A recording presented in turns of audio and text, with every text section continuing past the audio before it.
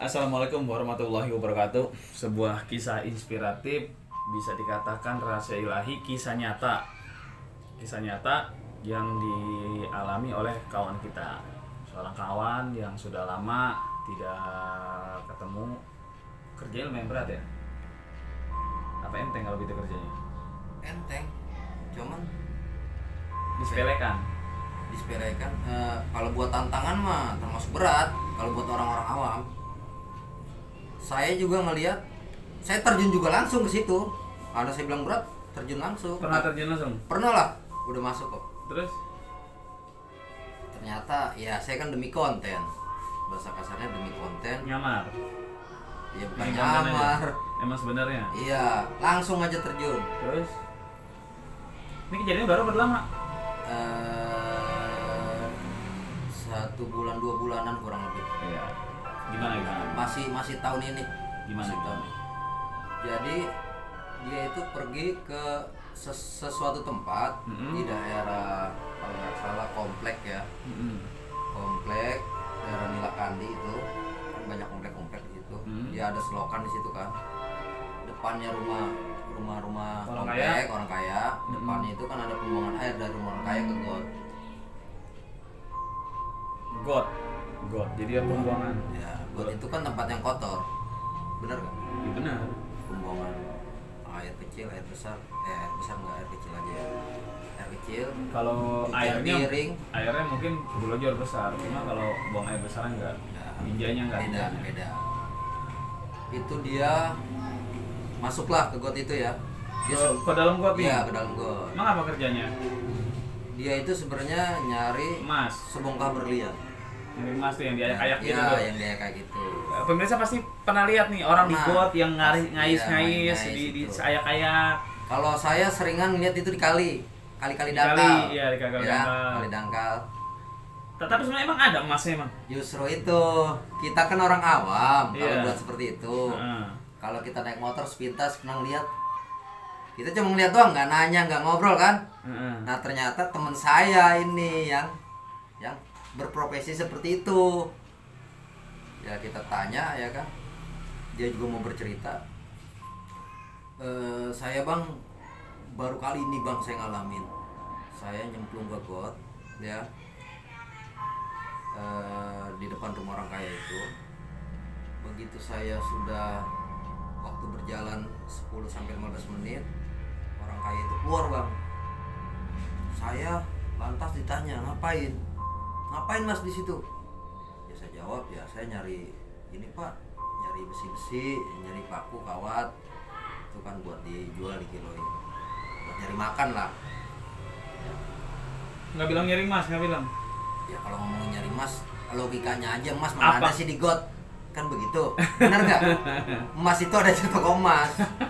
Orang tuh sebenarnya nggak masuk di akal kalau orang bilang saya nyari emas, mana ada di got emas. Tapi kalau orang nanya, orang nyari apa itu? Orang-orang yang lagi begitu nih, ini kita yang orang awam kagak tahu. Orang lagi nyari emas nih. Pasti emas itu ditutup. Pasti dia bilang nyari besi kuningan. Lanjut itu ke got, banjir, ya itu larinya kan ke got. Tapi kita tahunya orang nyari emas. Iya, bukan dia cerita sama saya tujuannya emang nyari emas. Iya. Tapi kalau orang ditanya, nanya, iya, biasanya itu nggak dijawab emas. disaru-saruin. Iya, disaru-saruin. Walaupun sebenarnya nyari emas. Nyari emas. Nyari emas, panik ini mana ada emas di got. Nggak masuk di akal. Banyak sebenarnya orang mandi jatuh, orang apa Iya. jatuh ke bawah air semua, orang banjir Saya semua. dia cerita seperti itu. Ah. Dia bilang banyak bang, ada aja kalau rezeki kita ya. Ah. Ada aja kalau rezeki kita bagus gitu kata dia. Begitu udah 10 menit orang kayak itu keluar, ya kan? Ditegur lah temen, nyari apa mas? Ini pak, nyari besi-besi yang terpendam misalnya ya kan, paku, kawat, kuningan, aluminium. Naik, pergi dari sini, pergi. Diusir. Saya aja dengar cerita dia sampai astagfirullahaladzim. Kok segitunya ya? Itu padahal got loh. Got bukan di dalam Area rumah. rumah, Iya, bukan di area rumah dia, tapi adanya got di pinggir jalan umum. Got itu kan tempat kotor. Dia diusir. Sebegitunya diusir gitu loh. Terus naik itu dia. Ya naik. Begitu dia naik, Pokoknya dengan kata-kata cacian lah, cacian gitu naik. Dia ada punya penampungan tuh, tempat buat naro emasnya. Nah, apa yang jangan didapat? emas lah ngomongnya. Apa yang didapat? Apa yang didapat? Ah. Kayak besi, paku. Begitu dia ambil, si orang kaya ini tendang. Si orang kaya ditendang apa? Nendang. Nendang. Begitu dia mau ambil, Heeh. ditendang, kontal jauh banget, melayang. Tempat si Iya. ember apa yang di Bukannya jatuhnya sih kayak ini bang, kayak apa ya? Kayak aluminium yang bentuknya kayak pipih gitu, ya kan? Buat naruh, tapi dibolong-bolongin tuh aluminiumnya supaya air nggak nampung. Ya, dibolong-bolongin.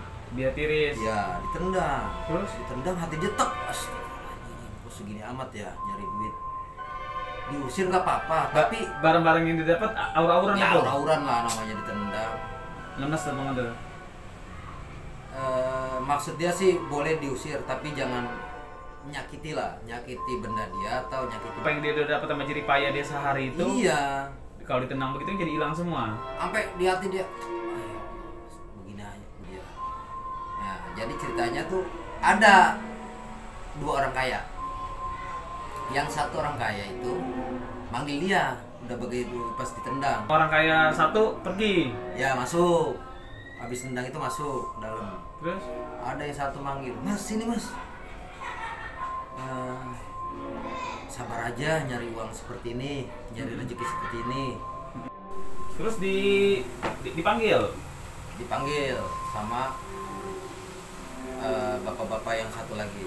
Jadi rumahnya nih Berdempetan.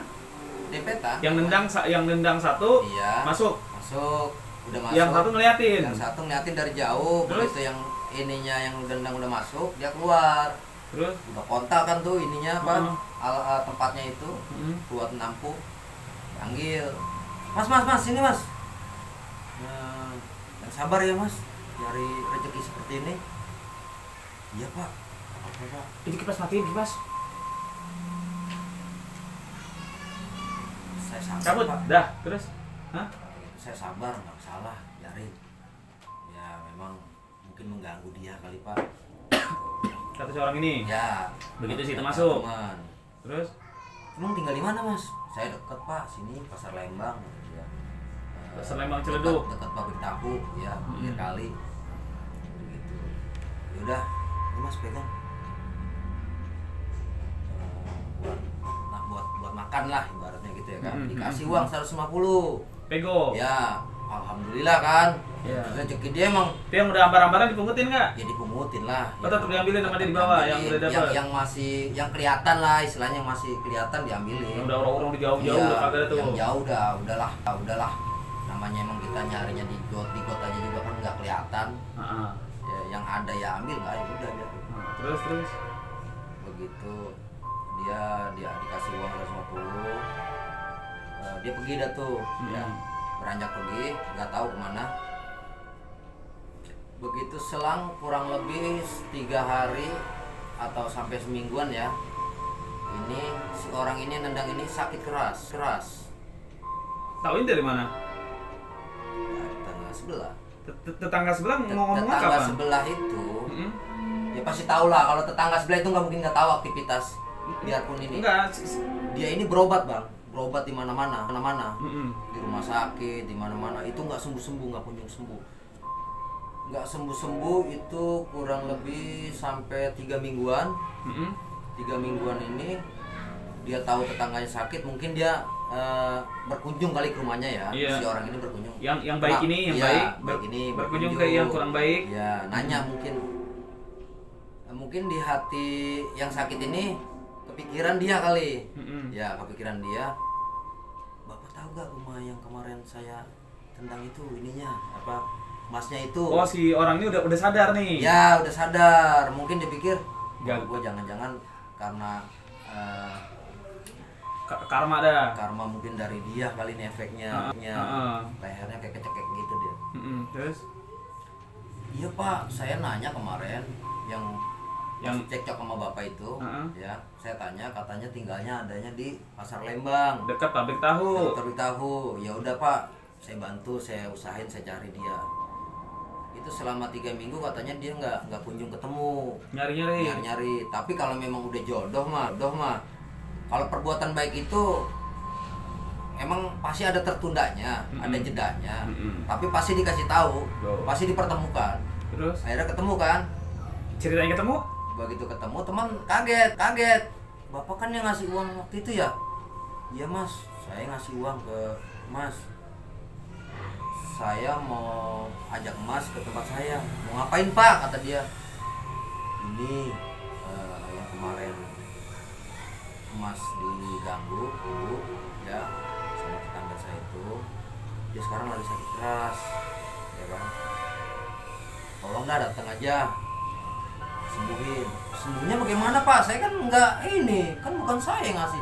Ya udah datang aja, yang penting mungkin dia mau minta maaf atau apa. Datang dah ceritanya tuh teman. Begitu datang dipeluk langsung sama yang sakit ini, langsung dipeluk kata dia sampai nangis seorang kayak ini. Saya aja dengarnya sampai terharu. Ya Allah, berarti memang kalau orang salah itu merasa bersalah, ketemu sama yang nggak bersalah, apa ya, bersyukur. Kenapa bisa ketemu gitu loh. Terus begitu habis dipeluk dia minta maaf, diceritain kalau dia sakit ya dia sadar perbuatan dia yang dulu itu mungkin merugikan, ya kan, merugikan si mas ini, ya kan. Dia minta tolong dimaafin. Terus kalau bisa penyakit yang saya derita ini tolong disembuhin. Ya saya bingung pak, katanya saya mau nyembuhin bagaimana, orang saya nggak bikin apa-apa kok, kata dia gitu kan. Terus ya bagaimana caranya lah, bahasanya ya teman kan sebisanya dibacain Al-Fatihah ya, surat-surat pendek lah yang dia bisa ya istilahnya. Ya udah gitu aja, begitu dibacain ya kan, selang berapa hari kemudian ya sembuh tanpa berobat sembuh. Terus ya si orang kayak ini ya merasa, oh berarti emang penyakit gue memang dari ulah gue sendiri. Gue harus bercermin bahwa kita tuh jangan menganggap remeh atau merendahkan orang lain. Apapun pekerjaannya, selagi kerja dia halal itu kita jangan ganggu. Bertanya boleh, ngusir jangan. Bertanya nggak apa-apa, kalau kita penasaran kita tanya, nyari apa sih mas? Oh nyari ini pak. Oh ngusirnya juga boleh, tapi yang halus kali. Kalau ngusir jangan disakiti. Enggak, kalau logika ngusir sebenarnya kalau nggak merugikan dia tuh nggak bisa bang. Sebenarnya memang banyak yang saya temuin dari teman ini begini, ya saya pergi aja, nggak merugikan kok. Orang buat itu sebenarnya nggak merugikan. Pemirsa, tuh cerita yang inspiratif tuh. Penyakit itu bukan cuma dari bakteri, salah makan, salah perbuatan bisa jadi penyakit. Kalau dengar ceritanya dari awal tuh, ini real nyata. Kalau nggak percaya, datang ke tempat Bang Ali, minta anterin ke tempat temennya. Bener ya? Bener. Karena dia itu hadir, ini udah dua hari nggak hadir ya. 2 hari nggak hadir. Tiap malam biasanya hadir. Habis maghrib, batasnya jam 9, jam 10-an lah. Jam 10 ke atas sudah enggak. Wassalamualaikum warahmatullahi wabarakatuh. Nah, itulah diskusi kita. Tulis di kolom komentar apa yang kamu pikirkan agar kita bisa mendiskusikannya lagi. Yang belum subscribe, jangan lupa subscribe dan aktifkan lonceng agar channel ini terus terbangun dan kamu menjadi yang pertama mendapatkan pemberitahuan video untuk diskusi-diskusi kita yang lebih seru lagi.